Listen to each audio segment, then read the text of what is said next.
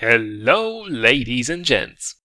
It's tank review time once again, and what better subject for it than the famously excellent German tank destroyer line. It's basically an almost unbroken line of sweet goodness right from the Panzerjäger 1 all up to the Jagdpanzer E100 or the Waffenträger E100. Well, maybe there are a few bumps on the road like the nerfed Marder II, the Stürer Emil, or the Jagdpanzer IV. And since we already had a look at the Marder II a while ago, let's now inspect the Tier 6 German tank destroyer, the infamous Flatpanzer, and let's see why people dislike it so much. As usual, if you are only interested in the action, the timestamp stands ready in the description below. And as for the rest of us, let's have a quick look at the history before we indulge ourselves in some number crunching. Finally, we have a machine that did actually exist in real life as well. And by the end of the Second World War, about 2,000 of these stealthy tank destroyers rolled out of the factories, having served in 1944 and 1945. The aim of the Jagdpanzer IV was to replace the very successful Stug series, where Stug stands for Sturmgeschütz, giving the crew overall better protection and a powerful 75mm gun. The basis for this new design was a modified version of the very popular Panzer IV chassis, giving it a well-sloped frontal armor and a completely closed turretless superstructure. The gun they planned to use on it was the same 75mm gun that was also mounted on the legendary Panther, though due to shortages, often a weaker version was installed. All this extra armor and the heavier gun resulted in the Jagdpanzer IV being quite nose-heavy in the end. During its limited service time, it did see action both in Normandy and on the Eastern Front, and it was actually quite successful. Well, that is, when it had the luxury of being deployed as a proper tank destroyer. Due to the shortages at the end of the war, it was often used as a tank substitute, however, in which role it unsurprisingly performed rather poorly. Today, you can see several surviving Flatpanzers across the globe, among others in the US, in Canada, or in France. Alright, after a short visit to the history corner, let's jump straight into it and have a look at the biggest bugbear of this tank destroyer. And yes, you guessed it, it's of course the gun. Just as last time, you are facing a choice of top guns. Once you did eliminate the 105mm howitzer, which is just not good enough anymore at this tier, it will all come down to the choice between the 75mm and the 88mm gun. Once again, the choice is really between penetration versus alpha damage, though this time around, while I'm sure that some of you will disagree, the general consensus is that the best gun is the 75mm for this machine. The problem really is that even this gun has a really weak average penetration, so sacrificing that for the absolutely abysmal 132mm that the 88mm gun has is just not workable in the higher tiers, and it's not even worth the massive 60% boost to your alpha damage that you would gain. The 75mm gun will give you enough trouble as it is in the higher tiers.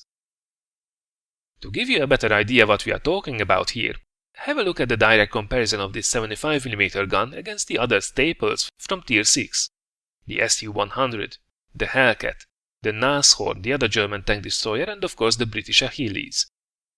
Our gun is by far the weakest both in terms of penetration and also in terms of alpha damage. And remember, this was actually the gun with the better penetration. And here is exactly where all that frustration comes from. This machine is extremely dependent on the mercy of the matchmaking, as it becomes rapidly outgunned in higher tiers. Even its premium ammunition gets only 194mm of penetration, and that's actually weaker than what the regular armor-piercing ammunition has on the Nashorn. It's not to say that it would be impossible to do well in it. Using its mobility and getting side shots and or going for the weaker enemies definitely helps. But it's just so much weaker and more frustrating to play than anything else in this tier. Now all of this said, people usually forget to mention that the same machine can be an absolute beast when it's top tier. Suddenly, that 150mm of penetration doesn't sound that bad anymore, and with your accuracy and rate of fire you can realize you're actually quite nice DPM, despite the only 135 average damage per shot. With a reload of just above 3.5 seconds, an aim time of 1.6 seconds, and really good accuracy of 0.32 only, imagine this thing like a larger, fatter E25. Not as crazy, of course, but still pretty darn good.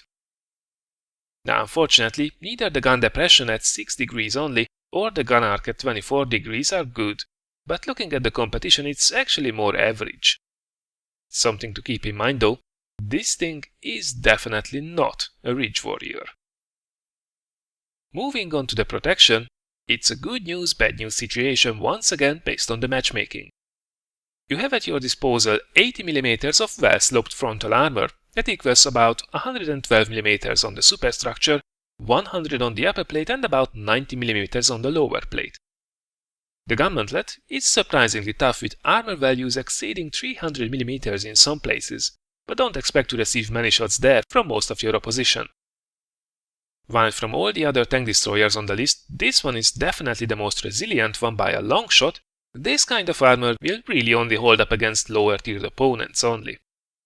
Still, you can surprise a few people, and that's actually more than what most of the other tank destroyers in this tier would say. On the side skirts definitely help to allow you to angle that beast, though the side of the superstructure above it will remain an inviting target with only 40mm of armor as protection. The back of this machine is made of paper with 20mm of armor only, as is the top of the hull, and if you thought that was bad, the engine deck has a measly 10mm of armor. Well, let's just say that this thing really doesn't take artillery shells that well. Moving on to mobility, it's not that bad, but it's nothing stunning really. While the top speed limit of 40 km/h might seem downright bad compared to the others, it's still a good amount of speed for a tank destroyer, especially if we consider that the engine is quite powerful, giving it the second best power to weight ratio after the Hellcat with 18 horsepower per ton. Hull traverse speed is quite average as well with 35 degrees per second, so overall mobility could be marked as average. As for the rest, view range with 350 meters is once again average, though it's definitely on the weaker side, while radio range with only 450 meters is definitely lacking. At least with the camo, we see some love for this machine finally, as it has the best overall camo rating from all its competition listed here. And oh boy, you will definitely need that, especially in the higher tiers. Regarding equipment, I used a gun rammer and vents to squeeze the last ounce of DPM as well out of it, and I mixed in coated optics to enhance our view range. Though, looking back at things, I would probably vote for binoculars now. Speaking about doing things differently, this is one of the rare occasions when leaving the gun rammer might not be an idea from the devil. Given our already great firepower of 16.5 rounds per minute, I could very well see it working with vents, binoculars and a camo net as well. Your choice. As for crew skills, I doubt anyone would keep this baby around for too long. But if you plan to do so, definitely get camo as soon as possible, and apart from 6 Sense, I would also probably prioritize clutch braking to improve the traverse speed. Alright, that's the Jagdpanzer IV for you in a nutshell. A mostly enjoyable experience when it's top tier, and quite often a frustrating one when it's not. But to give you an idea about its full potential, I prepared an Ace Tanker gameplay for you from a while back. Here we go. Alright, here we are in our Jagdpanzer IV in the old version of the Swamp map. This is quite an old replay, which you can also tell by the fact that there are actually no side skirts on this tank destroyer in this version of the game. This was only added on later, which definitely helped to improve the protection, though this is still not your impenetrable fortress. Now, beginning of the match, as usual, we will go and snipe from the back, and later on we will try to utilize the mobility of this machine, which, although not exceptional as we did see from the statistics, it's still quite usable, to go and hound down the remaining enemies. But first is first, our view range is not really the best.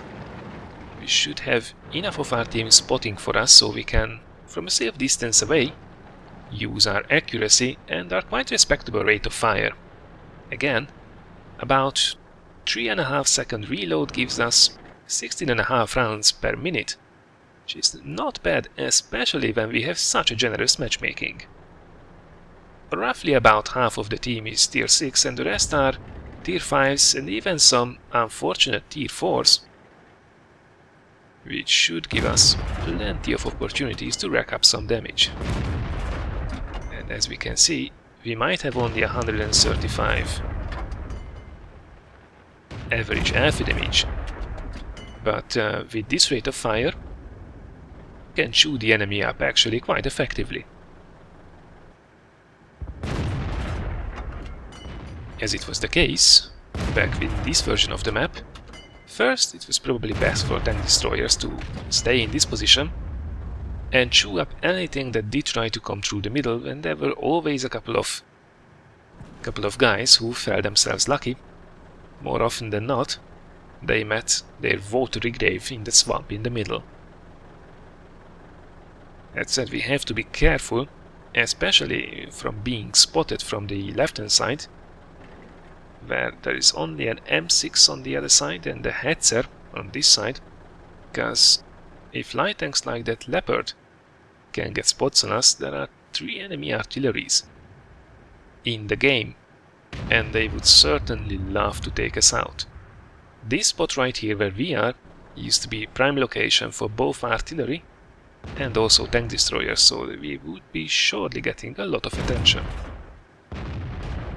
That was a rather cheeky shot, so it bounced from the probably upper plate of the Leopard. But it seems he is already on the way out. So far it's quite an even match. We don't really want to get ourselves spotted. That doesn't mean that we would not be able to move a little bit forward, because right now don't have anybody spotting the enemies, which is a dangerous case.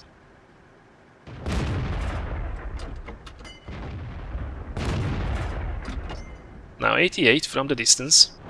If we don't hit the exact side or the cupola on top, it will be tricky to get through, especially if our already weak penetration starts to lose its punching power over this distance. Suddenly things don't look so nice anymore. We really only have the Hetzer on the left, and in the front there is nothing stopping from the enemy from coming over, and there is a KV-85, a T-150, a KV-1 and an 88 right in front of us. Oops, there is the 88, which is a lot of armor. Did try to go for the commander's cupola there, but he seems to be giving us his side, so did change for that. And there you go, we have not bad accuracy at all. But we have a hard time going through that commander's cupola. KV-1 though shouldn't be too much of a problem.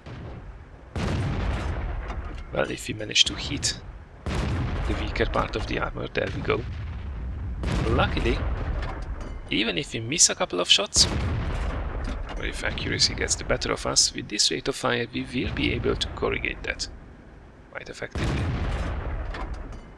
Come on, one more shot. No, not like that. He gets his ticket punched before we get to take bites out of him. Finally we have good side shots on the 88.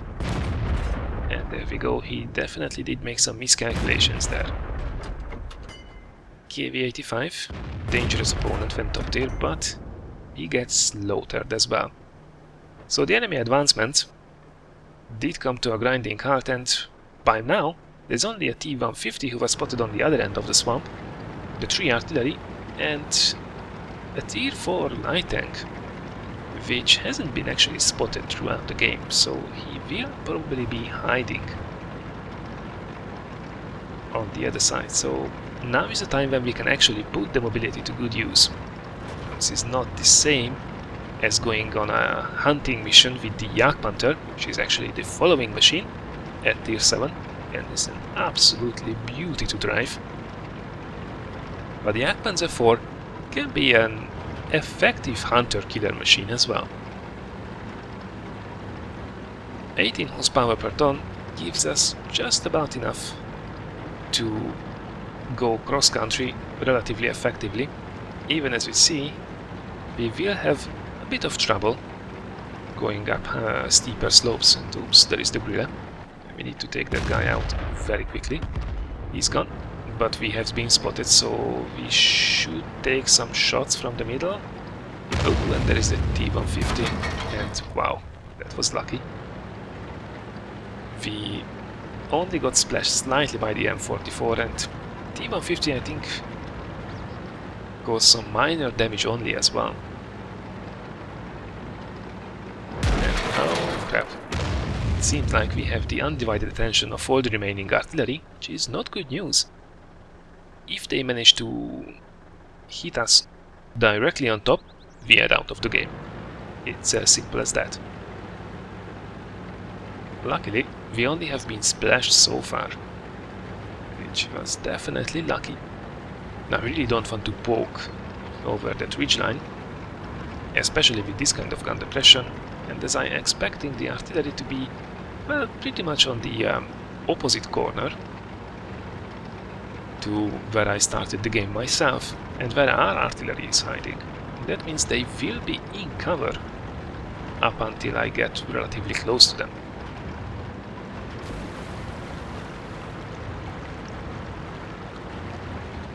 So this is quite dangerous. Then again, I have the Jackson on the left who can help out, and probably the artillery will be zoomed in on this location as well, so as soon as I spot them I should have some covering fire. And there is the base camping Tier 4. And oops, artillery spotted. Which I don't realize. Come on, it's not your main worry. Okay, we're taking him out, but M44 was definitely aiming at us. But he missed his opportunity. Ooh, looks like he's going for it. Oh my god, splashed again. So lucky. Let's see, so M41 HMC takes the Jackson out. He's reloading, so we should have a little bit of time. M44 missed as well. Our artillery missed too. So let's go after this guy. But I messed this one up. Come on, take the shot. And he missed again, and I missed again. Oh my god, what's happening? Shells landing everywhere but on target. And missed again. Oh dear. Well, let's say nobody saw that, right? And we messed this up so badly that even the other artillery comes and tries to take us out. Luckily we don't miss that shot. And with the M44 tracked, finally we can finish him. Holy crap. This was a close one. Well, after almost messing it up with the artillery, thank God we did manage to take this one down after all. I think this was a good example of just how effective this machine can be when it's top tier. Ace tanker, high caliber, over 2000 damage done and an extra just about 1000 assisted damage on top. Not bad. Looking at the team results, I think we can safely say that we did pull our weight. Most damage done, most kills secured, and just over 1200 base XP pocketed as a result. For all of this we had to fire a whopping 41 shots in these 9 minutes, 27 of which hit the target, but only 17 of those penetrated. Just shows you that even when you have this generous of a matchmaking, you will have to aim for weak spots. At least you have the accuracy for it. Now you can start to imagine what it's like in the higher tiers though, and as mentioned, the APCR in this machine isn't that great either. Concerning the armor, we didn't really have to test it in this game, which is always the better choice for most tank destroyers. There were certainly some tanks on the enemy team who would have had trouble from it from the front, especially from a distance, though using your camo is always the better choice, especially when there is artillery in the game. Last but not least, we made almost 40,000 credits profit with a premium account, and even with a standard account we would have been able to net a nice 24,000 profit. Mid-tier machines are mostly dirt cheap to run if you don't fire premium rounds, so they are the best non-premium moneymakers, and the Jagdpanzer IV is no different. Alright, This was then my quick look at this unpopular Tier 6 German tank destroyer, the Jagdpanzer IV. I hope you found it useful. If you did, thanks a lot for considering giving this a like or sharing it. There is still a quick video coming your way tomorrow with some interesting news, which should be the perfect way to kick the weekend off. Thanks a lot for watching, and I look forward to seeing you again in one of the next videos.